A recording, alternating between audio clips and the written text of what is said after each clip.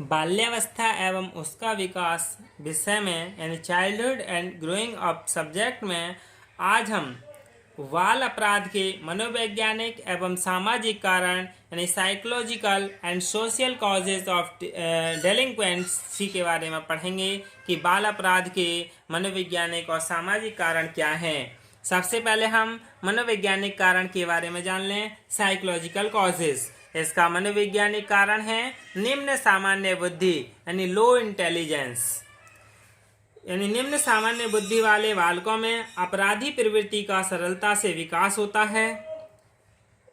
यानी वैलेंटाइन ने भी लिखा है कि जिस बालक अपराधियों का अध्ययन किया उसमें से 4/5 में औसत से कम बुद्धि थी, अर्थात उनकी बुद्धि लब्धि 100 से कम थी। Criminal tendency develop easily in children with low common sense.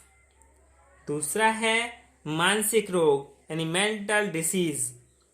बालकों के मानसिक रोग उनको अपराधी बनाने के लिए उत्तरदायी होते हैं। इन रोगों से ग्रस्त बालकों में मानसिक तनाव, विचार शून्यता, असंतुलन या अंतर्द्वंद उत्पन्न हो जाता है। ऐसी दशा में वे अपना आत्मनियंत्रण खोने के कारण अपराध कर बैठते हैं। यानी mental stress, thoughts, emptiness, imbalance और internal conflict arise in children suffering from these disease. In this case, they commit crime due to losing their self-control. और ऐसे बच्चे क्या है अपराध कर बैठते हैं और वो अपना आत्मनियंत्रण खो देते हैं। अगला है अवरुद्ध इच्छा यानी सप्रेस्ड डिजायर्स। मैकडूगल ने भी बताया कि प्रत्येक मूल प्रवृत्ति के साथ एक संवेग जुड़ा होता है, जैसे पलायन यानी एस्केप के साथ भय यानी फियर का संवेग जुड़ा रहता है। McDougall has stated that A momentum is associated with each core tendency. और उन्होंने बताया था कि पलायन के साथ भय का संवेग जुड़ा रहता है। जब मूल प्रवृत्ति अवरुद्ध हो जाती है तब वह भावना ग्रंथि का निर्माण कर देती है। इसमें बालक में बेचैनी उत्पन्न हो जाती है। ये बेचैनी उसकी दूसरी इच्छाओं को भी प्रभावित करती है। यही कारण है कि बालक धमकाने पर झूठ बोल सकता है, घर से भाग सकता है और दूसरे पर आक्रमण कर सकता है। दूसरी बात यह है कि अवरुद्ध इच्छाओं के कारण बालक में मानसिक संघर्ष उत्पन्न हो जाता है, जो अनेक अपराधों का कारण होता है। और क्या मनोवैज्ञानिक कारण है? निराशा यानी फ्रस्ट्रेशन। हलॉक ने भी अपनी एक पुस्तक में लिखा है कि आक्रमण निराशा की सामान्य प्रतिक्रिया है। व्यक्ति जितना अधिक निराश होता है उतना ही अधिक आक्रमणकारी हो जाता है। Aggression is a normal reaction to despair. The more frustrated a person becomes, the more aggressive he becomes. यानी इसके आधार पर हम कह सकते हैं कि निरंतर निराश रहने वाला बालक आक्रमणकारी बनकर बाल अपराध का दोषी बनता है। और क्या है इसकी अगली? ग्रंथियां यानी कॉम्प्लेक्सेस। जिस बालक में ग्रंथियों का निर्माण हो जाता है वह थोड़े बहुत समय के बाद कोई ना कोई अपराध अवश्य करने लगता है। जैसे जीन भावना की ग्रंथि यानी विमाता ग्रंथि, उसमें प्रतिशोध की भावना उत्पन्न करके उसमें कोई भी असामाजिक कार्य करवा सकती है।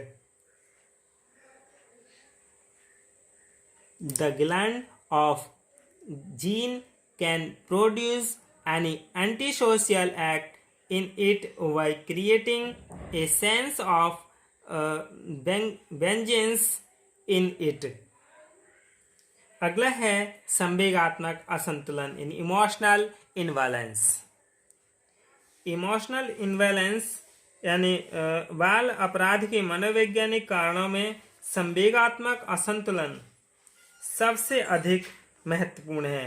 यानी इमोशनल इनबैलेंस सबसे ज़्यादा महत्वपूर्ण है, क्योंकि संवेगात्मक असुरक्षा, अपर्याप्तता, हीनता की भावना, प्रेम और सहानुभूति का अभाव और कठोर अनुशासन के प्रति पूर्ण समर्पण या उद्दंड कार्य न केवल बालक के व्यवहार और व्यक्तित्व को असमायोजित कर देता है, वरन उसे अपराध करने की भी प्रेरणा देता है। हीली और ब्रुनर ने भी जिन बालक अपराधियों का अध्ययन किया, उनमें से 91% ने यह बयान दिया कि उनके जीवन के कटु अनुभवों में उनमें इतना संवेगात्मक असंतुलन उत्पन्न कर दिया था कि वे मानसिक रूप से परेशान हो गए थे।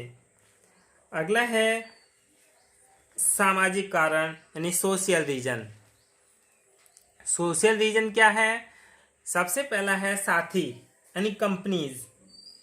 अकेले बालक बहुत कम अपराध करता है, उसके साथ प्राय कोई ना कोई होता है।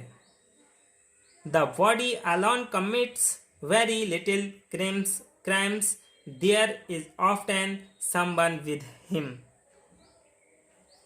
यानी गिलूक ने अपने अन्वेषण में सिद्ध किया कि जिन 500 अपराधी बालकों का उसने अध्ययन किया, उनमें से 95% शराबियों, जुआरियों, व्यभिचारियों और गुंडों की संगति में रहते थे। हीली ने बताया कि अपराधी बालक किसी न किसी गुट के सदस्य अवश्य होते हैं। हम कह सकते हैं कि बालक बुरे साथियों की संगति में पड़कर अपराध करते हैं। दूसरा है अवकाश यानी लेजर। यदि बालकों को अपना अवकाश बिताने के लिए मनोरंजन या खेल के उचित साधन प्राप्त नहीं हैं, तो उनका अनुचित दिशा में जाना स्वाभाविक होता है। The climate of modern cities is highly artificial, contaminated and unethical. यानी बोगोट ने अपने अध्ययन में सिद्ध करने का प्रयास किया कि बाल अपराध अधिकतर या तो शनिवार और रविवार को होते हैं या 4 या 5 बजे के बीच में होते हैं। इस समय बालक खाली रहते हैं। अगला है नागरिक वातावरण यानी सिविक इन्वायरमेंट।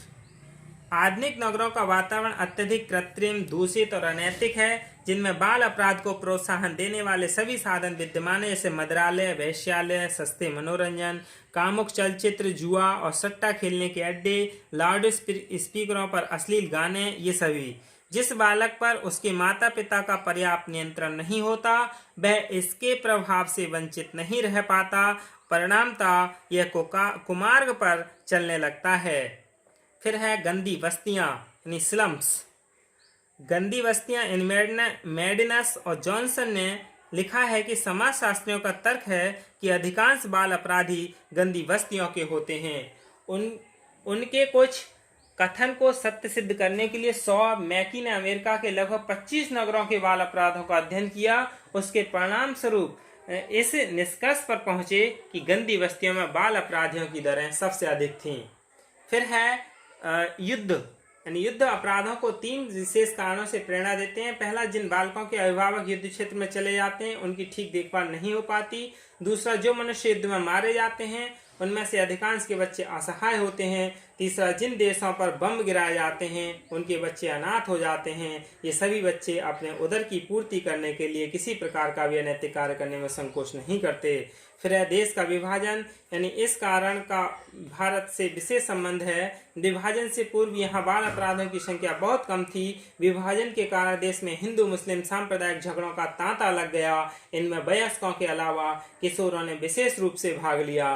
फलस्वरूप कुछ समय तक बाल अपराधों की दरों में बहुत तेजी से वृद्धि हुई।